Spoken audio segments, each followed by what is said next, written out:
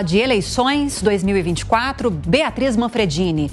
As eleições estão se aproximando e os candidatos já vão às ruas a partir de sexta-feira. Beatriz Manfredini tem apurações para a gente sobre isso.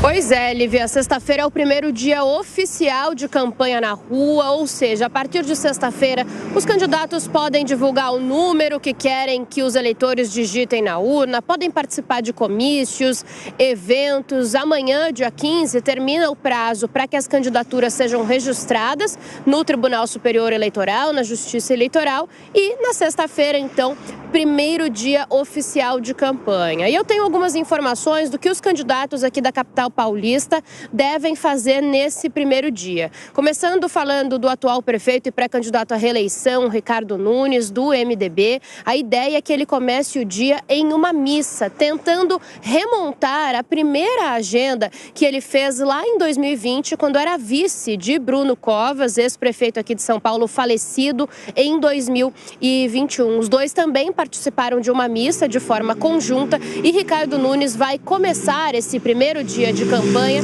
em uma missa na Catedral de Santo Amaro, zona sul de São Paulo, ao lado do agora vice dele, o ex-coronel da Rota, Melo Araújo, do PL.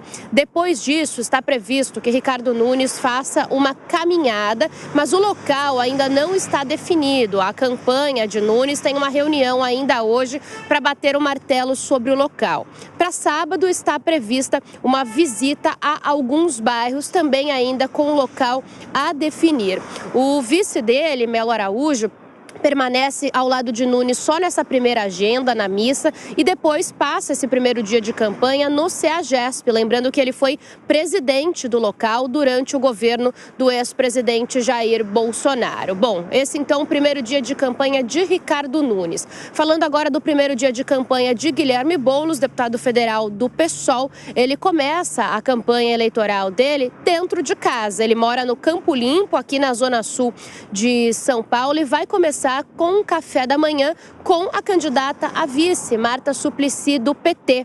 Depois, juntos, os dois farão uma caminhada pelo comércio de Campo Limpo, tudo isso na parte da manhã, e na parte da tarde os dois vão também juntos para outras duas caminhadas, uma no comércio da região central de São Paulo e outra no comércio de Itaquera, na zona leste da capital paulista. Importante a gente dizer que para o outro fim de semana ainda, do dia 24, há uma expectativa de eventos de Boulos ao lado do presidente Lula, ainda a ser fechado.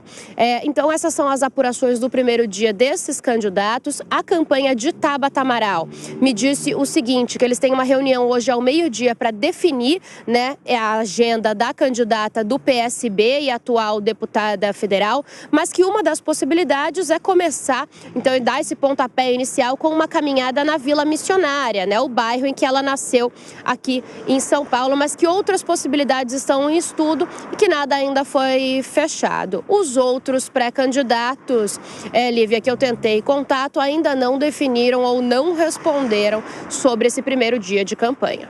Muito obrigada pelas apurações, Beatriz Manfredini. Vamos ouvir a Amanda Klein e o Cristiano Vilela mais uma vez. Amanda, é só uma questão muito técnica que separa a pré-campanha da campanha a partir de sexta-feira, porque o bicho já está pegando aqui nas ruas de São Paulo, né?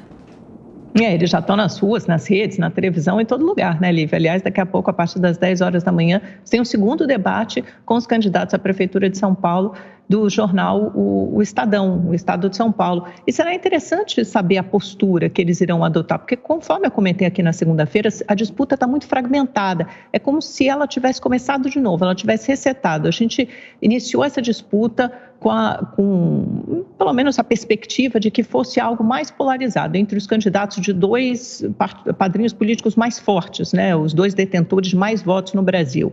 Jair Bolsonaro, de um lado, apoiando Ricardo Nunes e, do outro lado, Lula apoiando o candidato do PSOL, Guilherme Boulos. Só que vieram as novidades, Datena e Pablo Marçal, e eles chegaram para bagunçar o coreto, deixar essa disputa absolutamente fragmentada e embolada e sem um destino certo. Quem serão os dois candidatos que chegarão ao segundo turno?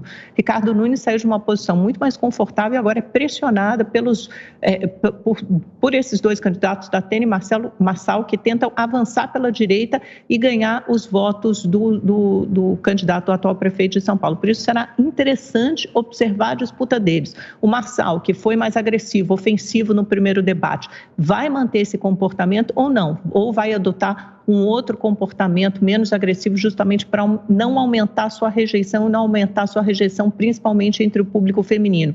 E da Atena, vai falar com mais conteúdo sobre as suas propostas, vai administrar melhor o seu tempo. Guilherme Boulos e Ricardo Nunes vão manter uma postura mais passiva, principalmente Ricardo Nunes, que acaba sendo atacado por todos, ou também vai partir para um certo ataque? E ele vai trazer seu padrinho político, Jair Bolsonaro, para essa campanha, porque antes a intenção era deixá-lo mais escondido. Mas com a ameaça de perder eleitores para o Marçal, será que Jair Bolsonaro terá uma postura mais ativa na campanha de Ricardo Nunes? São todas perguntas que tornam essa eleição bem mais interessante do que o antecipado. Exatamente. Esses próximos cerca de 50 dias até a data das eleições, eles vão ser realmente os momentos onde os candidatos vão poder se aproximar mais do eleitor. Existe ainda uma grande fatia do eleitorado, no caso de São Paulo e de todas as cidades do Brasil, que ainda está um pouco alheia ao processo eleitoral. E é justamente nesse momento que, de uma forma mais ostensiva, os candidatos vão poder chegar nesse eleitorado e, eventualmente, mudar, sejam as estratégias, seja até a consequência disso, que é o resultado das pesquisas de opinião que vão medindo essa corrida eleitoral, essa disputa até o dia 6 de outubro. Então eu vejo que nesse sentido a gente tem a possibilidade de eventuais ajustes de discurso, de uma modulação de discurso, ora mais agressivos ou ora mais conciliadores, justamente para que nessa fase a gente possa, os candidatos possam atingir efetivamente o seu objetivo. Então eu vejo que a gente entra num novo marco, num novo momento, um momento realmente que é muito importante, onde todo mundo agora vai pisar no acelerador.